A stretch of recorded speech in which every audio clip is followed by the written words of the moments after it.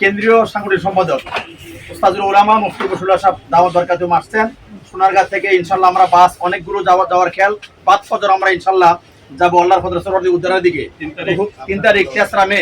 তো হুজুর আসছেন, ইনশাল্লাহ হুজুর কথা বলবেন একটু। আসলে এখানে আমাদের যে দাবিগুলো রয়েছে এই দাবিগুলো তো আসলে আমাদের দ্বিতীয় দাবি নয়, এটা ইসলাম কোরআনের পক্ষে দাবি। প্রত্যেকটা মুমিন মুসলমান এই দাবির সাথে একমত, ইমানি দাবি।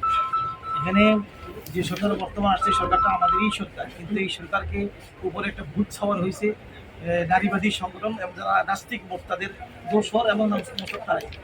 আর এমন এমন সংগঠন আছে যে কোরআনের সাংঘর্ষিক, যেমন কোরআনে বলা হয়েছে কবিতাকে কোনো জিনাকে কোনো ধর্ম দর্শনে এটা অনুমোদন দেয়, আর এরা এটাকে কবিতাকে শ্রম হিসাবে স্বীকৃতি দেওয়ার জন্য আহ্বান জানাইছে এবং মানে প্রস্তাবনা উপস্থাপন করছে।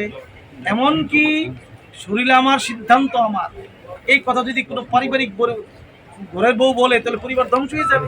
পারিবারিক বন্ধন ধ্বংস করা, ইসলাম ধ্বংস করা, এটা হলো তাদের উদ্দেশ্য। এই উদ্দেশ্য সফল হতে দেওয়া যায় না। সে প্রতিবাদে আমরা আমরা সবাই শুনছি, আপনাদের আহ্বান জানাই দল মতের বিশেষে সেখানে উপস্থিত হওয়ার জন্য আহ্বান জানাই। এটা বলে আপনাদের আমাদের মুফতি আবু বকর কাসিমি, জহুরুল ইসলাম ফারুকী সাহেব, মুফতি সাইদুর রহমান, আব্দুল দেয়ান ভাই, কামাল ভাই যা বলছেন আমি কথার সাথে একমত। একটা কথা শুধু বাড়ায় বলবো, যদি আমাদের 95% মুসলমানদের বাংলাদেশে যদি কয়েকজন মহিলা ভারতের উস্কানিতে সবাই বিরুদ্ধে তিলক লাগায়া ইমানাকিদা নষ্ট করতে চায়, মুরব্বীরা আমাদের অনুমোদন দিলে লক্ষ মহিলা শরীর পর্দার সঙ্গে আমরা রাজপথে নামতে বাধ্য। লক্ষ মহিলা শরীর পর্দার মাধ্যমে রাজপথে নামতে বাধ্য এবং প্রতিবাদ জানাবে যে এই কমিশন আমরা মানি না। আলহামদুলিল্লাহ, বাংলাদেশে কখনো কোরআন বিরোধী আইন এখানে করতে পারে নাই, এখনো পারবে না, ভবিষ্যতে ইনশাআল্লাহ পারবে। আলহামদুলিল্লাহ হেফাজতে ইসলাম বাংলাদেশ কর্তৃক আয়োজিত আগামী 3রা মে শনিবার সকাল 9টা সোহরাওয়ার্দী উদ্যানে যে মহাসমাবেশ ঘটতে যাচ্ছে, আমরা সোনারগাঁ থানা থেকে সোনারগাঁ থানার সভাপতি মাওলানা মহিউদ্দিন খান সাহেবের নেতৃত্বে এবং আমাদের সেক্রেটারি মাওলানা মুফতি আবু বকর সাহেব বললেন, মাওলানা জহুরুল ইসলাম ফারুকী সাহেব বললেন, আমাদের এখন এই মুহূর্তে দরকার বক্তব্য নয়, আমাদের প্রস্তুতি গ্রহণ করা উচিত।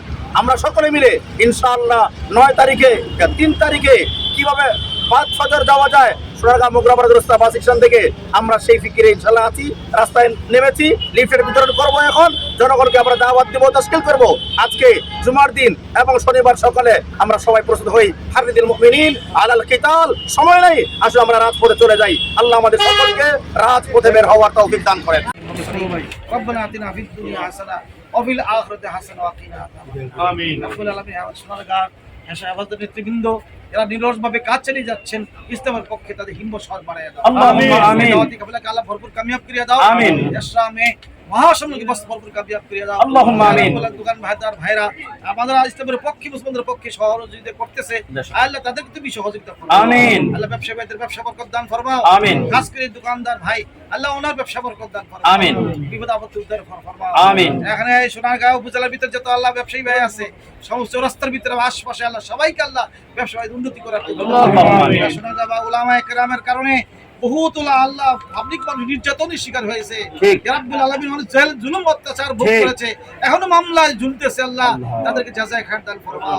রব্বুল আলামিন আল্লাহ সোনারগাঁ ঐতিহ্যবাহী শহর, এই শহরকে আল্লাহ ইসলামের ঐতিহ্য শহর হিসেবে আল্লাহ আবার বাংলাদেশের মধ্যে আদর্শ শহর হিসেবে কবুল করিয়ে নাও। আমিন। সাল্লাল্লাহু তাআলা আলা মুহাম্মাদিন ওয়া আলিহি ওয়া সাহবিহি আজমাইন। আমিন।